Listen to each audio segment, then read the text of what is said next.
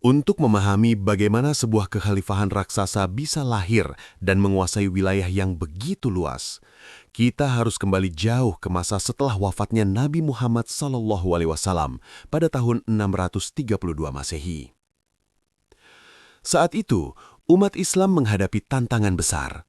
Nabi yang selama ini menjadi pemimpin spiritual sekaligus pemimpin politik telah tiada. Umat Islam harus menentukan siapa yang akan melanjutkan kepemimpinan dan menjaga persatuan kaum muslimin. Maka dipilihlah para pemimpin yang kemudian dikenal sebagai Khulafaur Rasyidin, yaitu Abu Bakar As-Siddiq, Umar bin Khattab, Utsman bin Affan, dan Ali bin Abi Thalib. Di masa kepemimpinan mereka, dunia Islam berkembang dengan sangat pesat. Pasukan Muslim menaklukkan wilayah-wilayah besar yang sebelumnya berada di bawah kekuasaan dua kekaisaran raksasa dunia saat itu, Bizantium dan Persia. Kota-kota penting seperti Damaskus, Yerusalem hingga Mesir jatuh ke tangan kaum muslimin.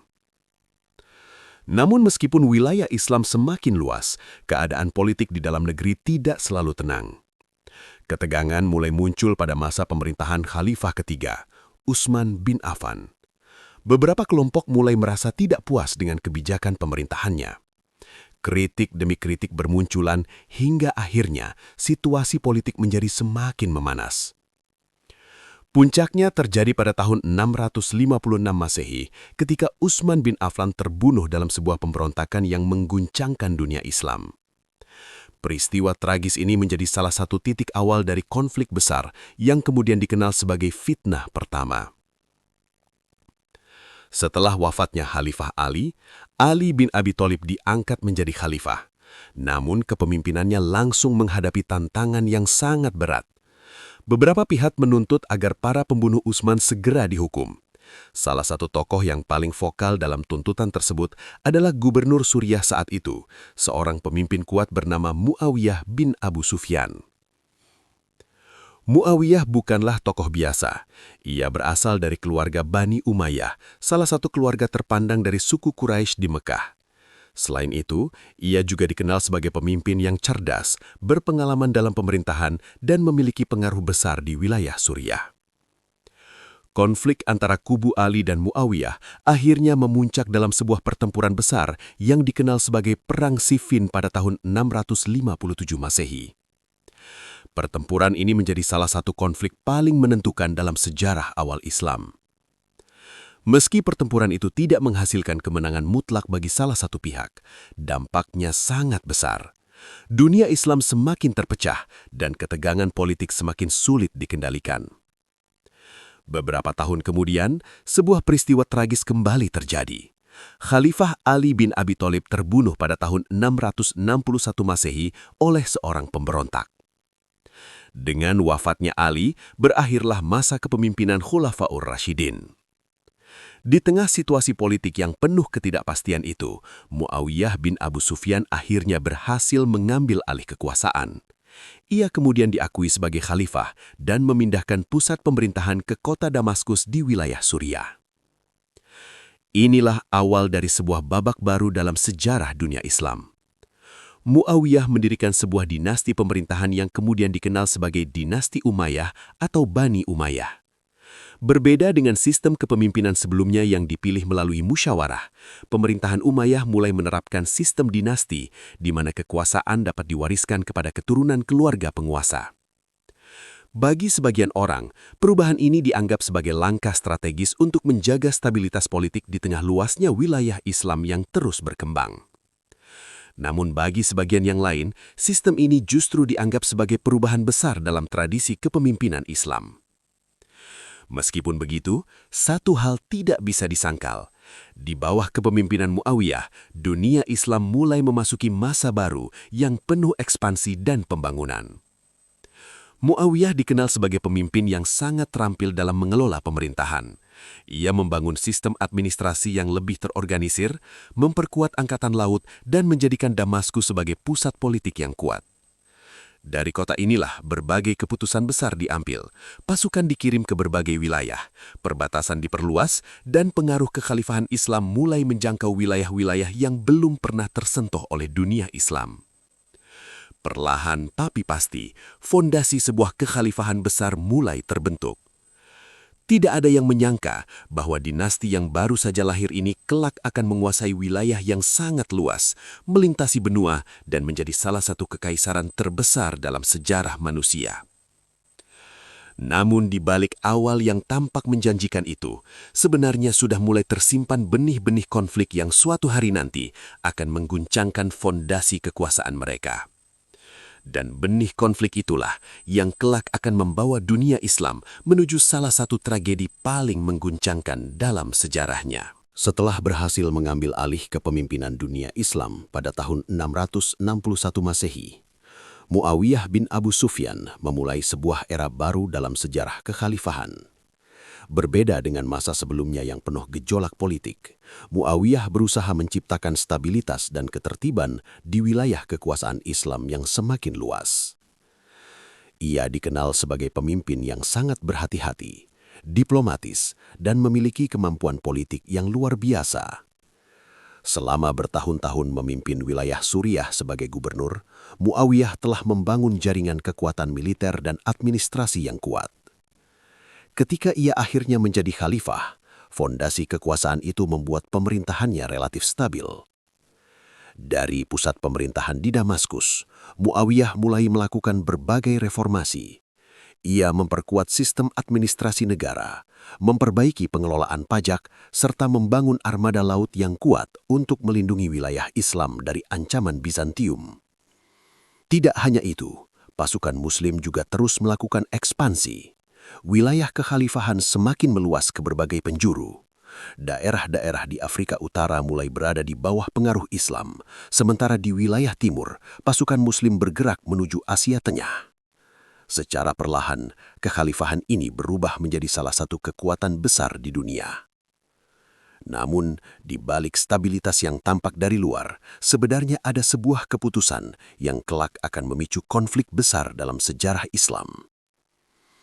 Menjelang akhir masa pemerintahannya, Muawiyah mulai memikirkan siapa yang akan menggantikannya sebagai khalifah. Jika mengikuti tradisi sebelumnya, seorang khalifah biasanya dipilih melalui musyawarah para tokoh umat Islam. Cara ini telah digunakan sejak masa Abu Bakar hingga Ali bin Abi Thalib. Namun, Muawiyah memiliki pandangan yang berbeda. Ia khawatir bahwa jika proses pemilihan kembali dilakukan melalui musyawarah terbuka, konflik politik yang pernah menghancurkan persatuan umat Islam akan kembali terulang. Perpecahan dan perang saudara yang terjadi pada masa sebelumnya masih membekas dalam ingatan banyak orang. Karena itu, Muawiyah mengambil langkah yang sangat berani sekaligus kontroversial. Ia menunjuk putranya sendiri sebagai penerus kekhalifahan. Putra itu bernama Yazid bin Muawiyah. Keputusan ini menjadi titik awal dari perubahan besar dalam sistem pemerintahan Islam. Kekhalifahan yang sebelumnya dipilih melalui kesepakatan para tokoh, kini berubah menjadi sistem dinasti, di mana kekuasaan diwariskan dalam satu keluarga. Bagi sebagian orang, keputusan ini dianggap sebagai langkah untuk menjaga stabilitas negara. Dengan adanya penerus yang jelas, mereka berharap tidak akan terjadi lagi perebutan kekuasaan yang berdarah-darah. Namun, bagi sebagian tokoh besar umat Islam, keputusan ini justru dianggap sebagai penyimpangan dari tradisi sebelumnya. Beberapa sahabat Nabi dan tokoh penting menolak memberikan baiat kepada Yazid. Mereka khawatir bahwa sistem dinasti akan membuka pintu bagi penyalahgunaan kekuasaan. Di antara tokoh yang paling terkenal menolak kepemimpinan Yazid adalah Husain bin Ali, cucu dari Nabi Muhammad SAW. Husain bukan hanya tokoh biasa. Ia adalah putra dari Ali bin Abi Thalib dan Fatimah, putri Rasulullah. Kedudukannya sangat dihormati oleh umat Islam. Bagi banyak orang, Husain adalah simbol kebenaran, keberanian, dan keturunan langsung dari keluarga Nabi. Karena itulah, ketika ia menolak memberikan baiat kepada Yazid, sikapnya menjadi perhatian besar di seluruh dunia Islam. Penolakan ini tidak hanya sekedar persoalan politik. Bagi sebagian orang, ini adalah pertarungan antara prinsip dan kekuasaan. Ketegangan mulai terasa di berbagai wilayah. Perbincangan tentang siapa yang seharusnya memimpin umat Islam menjadi topik yang semakin panas. Sementara itu, dari kota Kufah di Irak, mulai berdatangan surat-surat kepada Husain bin Ali. Penduduk Kufah mengirim pesan yang berisi dukungan. Mereka mengundang Husain untuk datang ke kota mereka dan memimpin perlawanan terhadap pemerintahan Yazid. Surat demi surat terus berdatangan. Sebagian bahkan bersumpah akan mendukung Husain sepenuhnya jika ia datang. Di tengah situasi yang semakin panas itu, Husain menghadapi sebuah keputusan yang sangat sulit. Apakah ia harus tetap diam dan menerima keadaan, ataukah ia harus bangkit dan menentang kekuasaan yang menurutnya tidak adil? Keputusan yang akan ia ambil kelak tidak hanya akan menentukan nasib dirinya sendiri, tetapi juga akan mengubah arah sejarah dunia Islam untuk selamanya. Dan tanpa disadari oleh banyak orang pada saat itu, langkah yang akan diambil Husain menuju Kufah akan membawa dirinya menuju sebuah tempat yang kelak dikenal sebagai salah satu tragedi paling memilukan dalam sejarah umat Islam. Sebuah tempat bernama Karbala. Di sanalah, konflik yang mulai muncul ini akan berubah menjadi peristiwa besar yang mengguncangkan dunia Islam selama berabad-abad. Seiring berjalannya waktu, konflik yang awalnya hanya berupa perbedaan pendapat, perlahan berubah menjadi perpecahan yang jauh lebih dalam. Apa yang sebelumnya hanya menjadi perdebatan politik, kini mulai merembet menjadi ketegangan yang memecah umat Islam menjadi beberapa kelompok yang saling berseberangan. Setelah wafatnya Muawiyah bin Abi Sufyan, kepemimpinan kekhalifahan Umayyah diteruskan oleh putranya, Yazid bin Muawiyah. Inilah titik yang bagi sebagian orang dianggap sebagai perubahan besar dalam sistem kepemimpinan dunia Islam. Jika sebelumnya khalifah dipilih melalui musyawarah atau kesepakatan para tokoh penting, kini untuk pertama kalinya kekuasaan diwariskan secara turun-temurun layaknya sebuah kerajaan. Keputusan ini menimbulkan berbagai reaksi di kalangan umat Islam. Sebagian menerima kepemimpinan Yazid demi menjaga stabilitas dan menghindari kekacauan politik. Namun sebagian lainnya menolak dengan keras karena mereka merasa bahwa sistem tersebut telah menyimpang dari tradisi sebelumnya. Di tengah situasi yang penuh ketegangan ini, muncul beberapa tokoh besar yang menjadi simbol perlawanan. Salah satunya adalah Husain bin Ali, cucu dari Nabi Muhammad, putra dari Ali bin Abi Thalib dan Fatimah Az-Zahra. Bagi banyak orang, Husain bukan hanya seorang tokoh politik, tetapi juga sosok yang memiliki kedudukan spiritual dan moral yang sangat tinggi. Ketika Yazid mulai menuntut baiat, janji setia dari para tokoh penting di berbagai wilayah, Husain bin Ali menjadi salah satu yang menolak. Penolakan ini bukan sekedar soal kekuasaan, tetapi lebih kepada prinsip tentang bagaimana seharusnya kepemimpinan dijalankan dalam umat Islam. Kabar penolakan Husain dengan cepat menyebar ke berbagai penjuru wilayah Islam. Di kota Kufah yang berada di wilayah Irak, banyak penduduk yang merasa tidak puas dengan kepemimpinan Yazid. Mereka melihat Husain sebagai sosok yang pantas memimpin umat. Ribuan surat pun dikirim kepada Husain, memintanya datang ke Kufah untuk memimpin mereka dan menentang kekuasaan Yazid. Surat-surat itu berisi janji dukungan, sumpah kesetiaan, bahkan jaminan bahwa mereka siap berjuang bersama Husain. Situasi ini membuat keadaan politik semakin memanas. Di satu sisi, para pendukung Umayyah berusaha mempertahankan stabilitas kekuasaan yang telah mereka bangun. Mereka percaya bahwa perubahan kepemimpinan secara turun-temurun adalah cara terbaik untuk menjaga kesatuan wilayah yang sangat luas. Namun di sisi lain, kelompok yang menentang mulai melihat kesempatan untuk melakukan perubahan besar. Mereka merasa bahwa kepemimpinan umat seharusnya berada di tangan sosok yang lebih layak secara moral dan spiritual. Ketegangan ini membuat dunia Islam berada dalam situasi yang sangat rapuh. Kota-kota besar seperti Kufah, Madinah, dan Mekah menjadi pusat diskusi, perdebatan, dan bahkan intrik politik yang semakin tajam.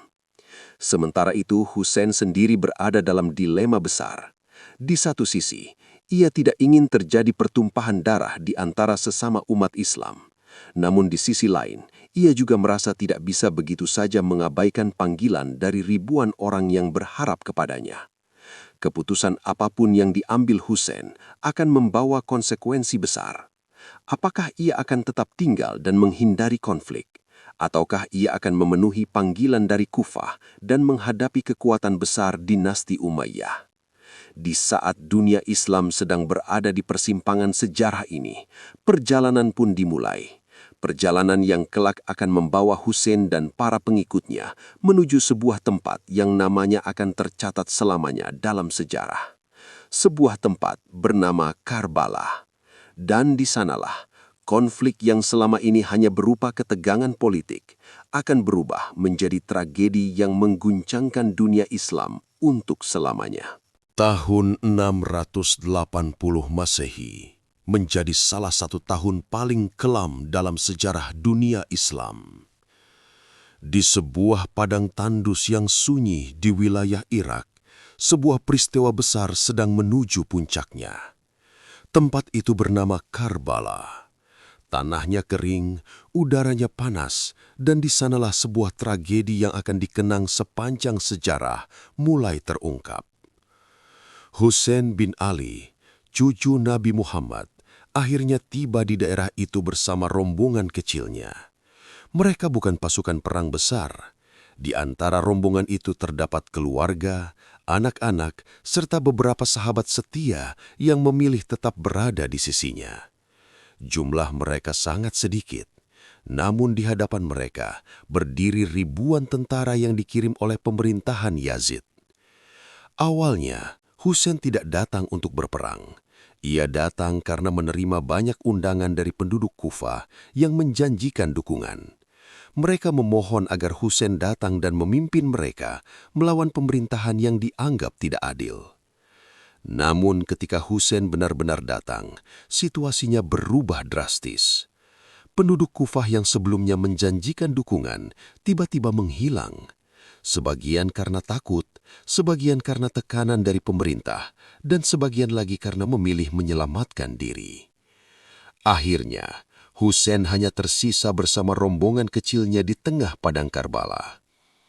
Pasukan yang dipimpin oleh gubernur Kufah mengepung mereka dari berbagai arah. Hari demi hari berlalu dalam ketegangan yang semakin meningkat. Akses menuju sumber air diputus. Sungai Efrat yang mengalir tidak jauh dari tempat itu dijaga ketat oleh pasukan. Rombongan Hussein, termasuk anak-anak dan perempuan, mulai merasakan kehausan yang luar biasa di tengah panasnya padang pasir. Situasi menjadi semakin menyayat hati.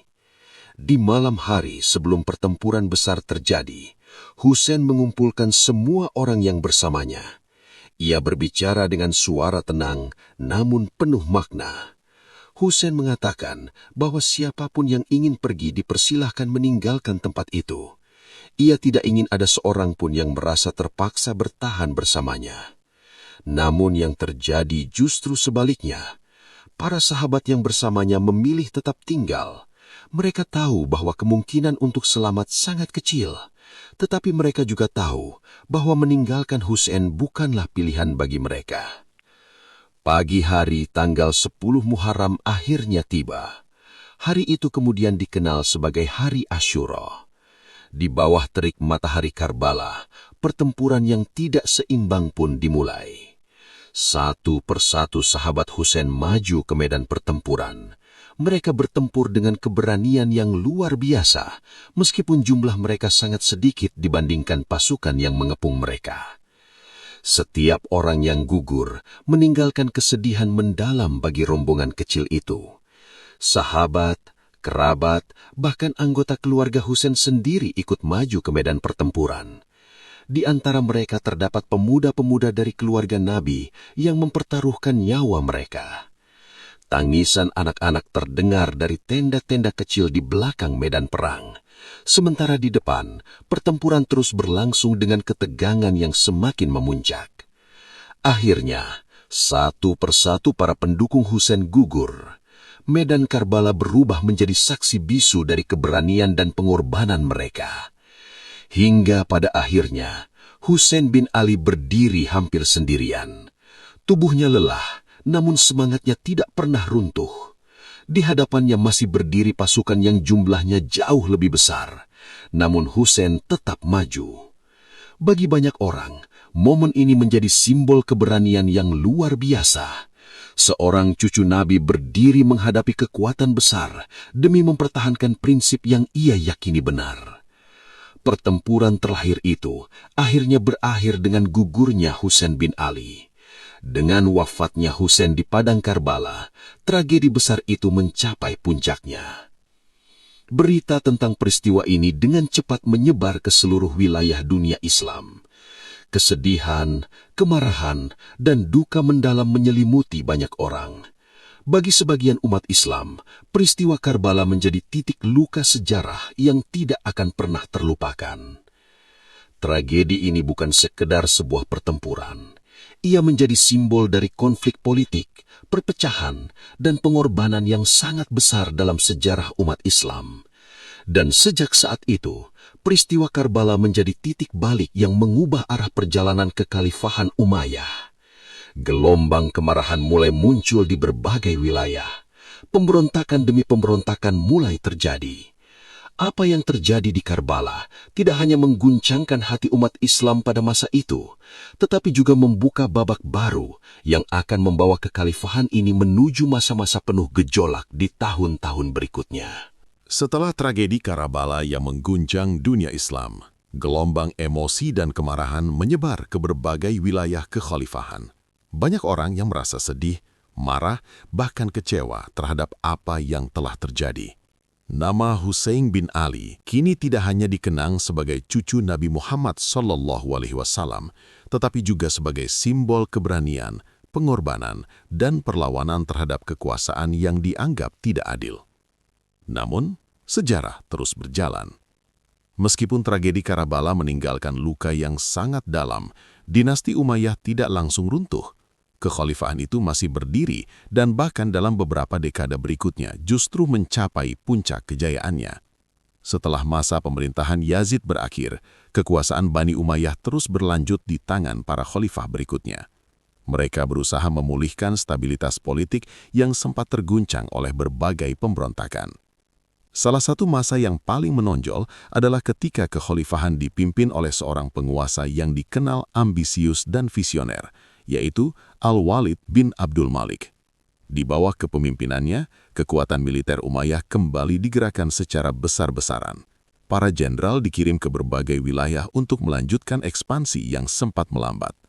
Di bagian barat, pasukan Muslim bergerak menaklukkan wilayah Afrika Utara hingga mencapai ujung benua itu. Kota demi kota jatuh ke tangan pasukan Islam. Kemudian, pada tahun 711 Masehi, sebuah peristiwa besar terjadi. Seorang panglima bernama Tariq bin Ziyad memimpin pasukan menyeberangi selat sempit yang memisahkan Afrika Utara dengan daratan Eropa. Selat itu kemudian dikenal sebagai Jabal Tariq atau yang sekarang disebut Gibraltar. Langkah berani itu membuka jalan bagi pasukan Muslim untuk memasuki wilayah Spanyol.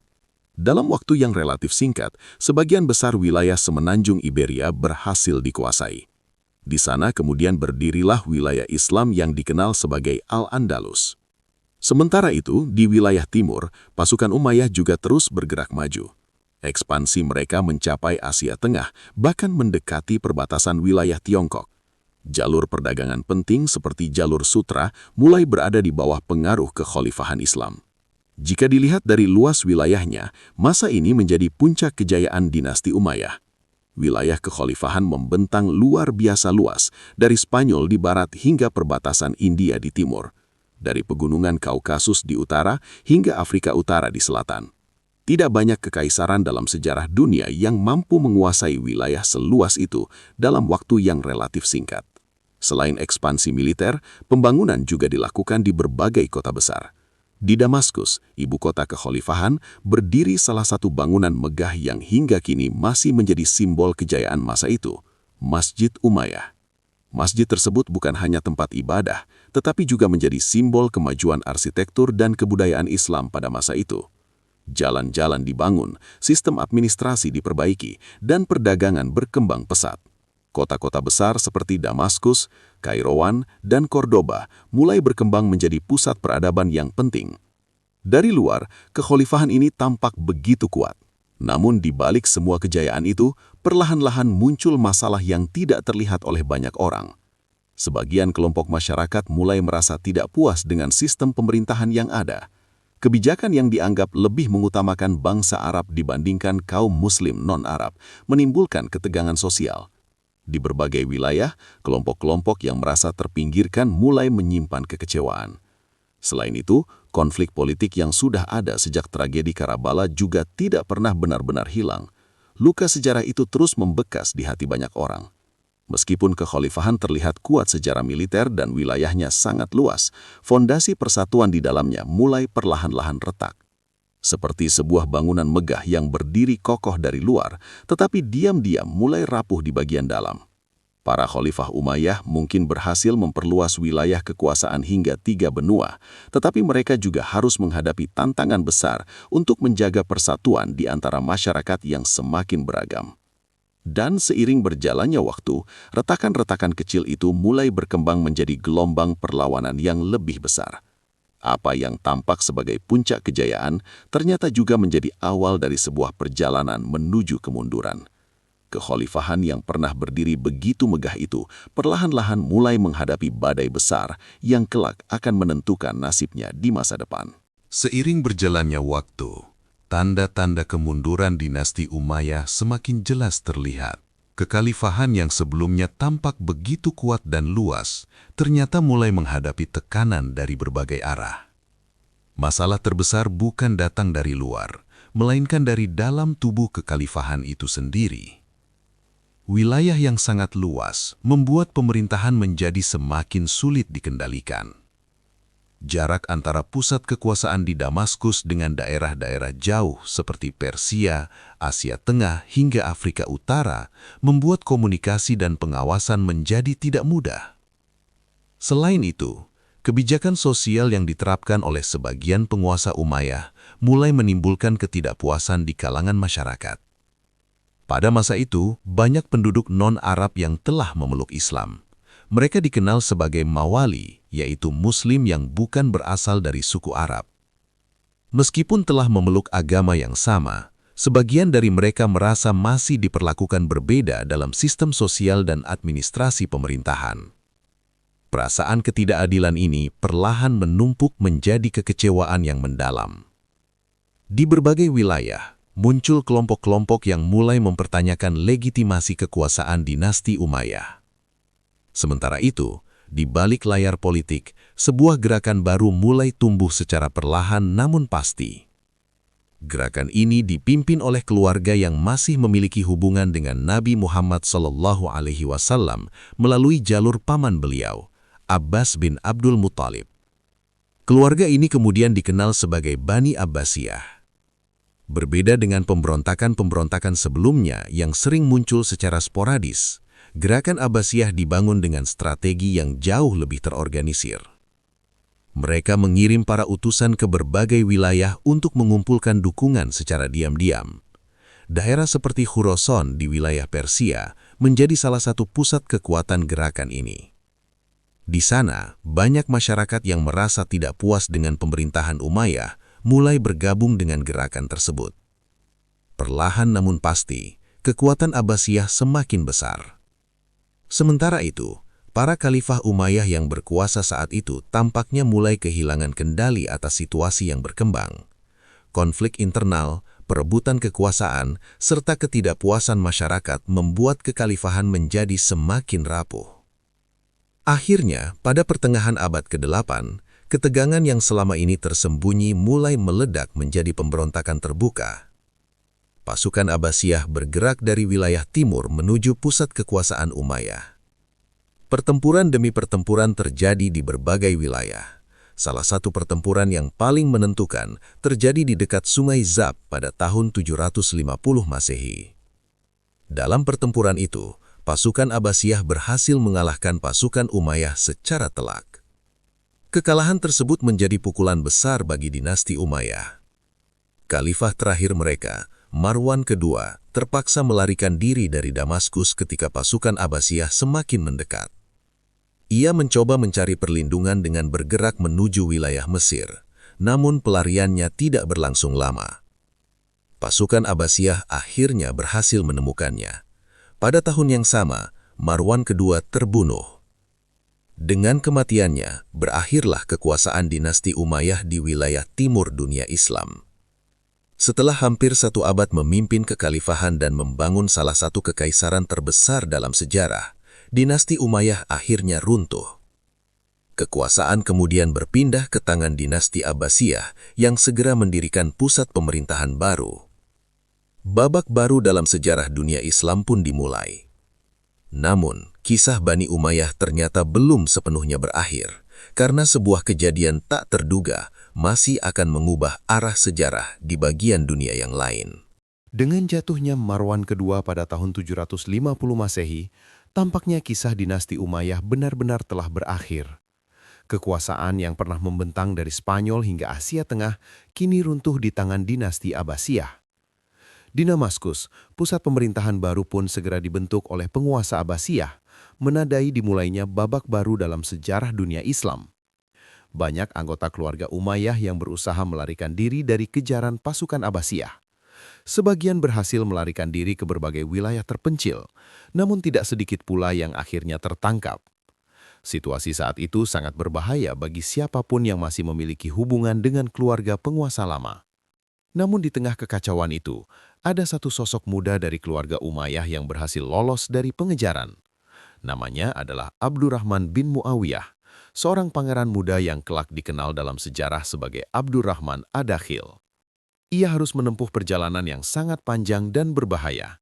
Bersama beberapa pengikut setianya, ia melarikan diri melintasi padang pasir, sungai, dan berbagai wilayah yang penuh ancaman. Dalam perjalanan itu, ia bahkan harus berpisah dengan sebagian keluarganya demi menyelamatkan diri. Setelah bertahun-tahun hidup dalam pelarian, Abdurrahman akhirnya tiba di wilayah Afrika Utara. Dari sana, ia mulai merencanakan sesuatu yang tidak pernah dibayangkan sebelumnya.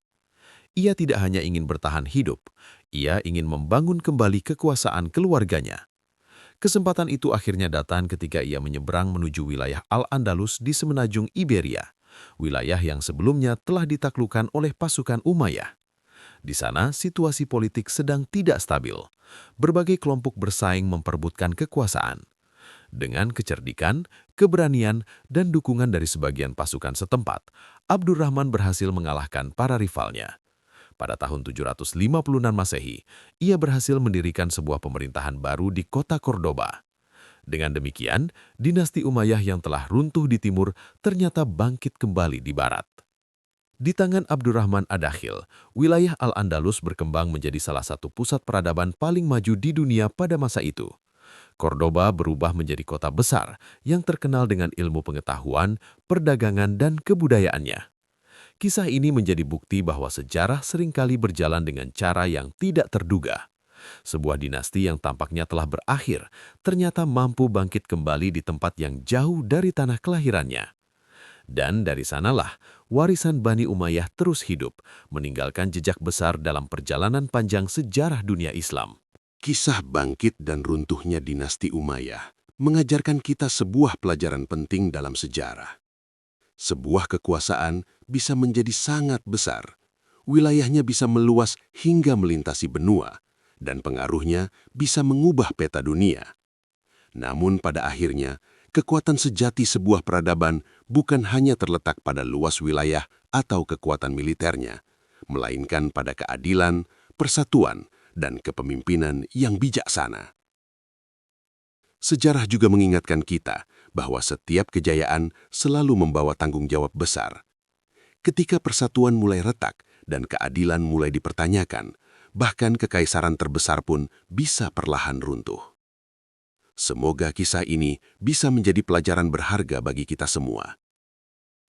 Jika kalian suka cerita sejarah seperti ini, jangan lupa subscribe channel Check-in, Cerita dan Kisah Inspiratif, agar tidak ketinggalan kisah-kisah menarik lainnya dari sejarah dunia. Dan tuliskan di kolom komentar kalian menonton dari kota mana. Sampai jumpa di video berikutnya dengan kisah sejarah lain yang tak kalah menarik.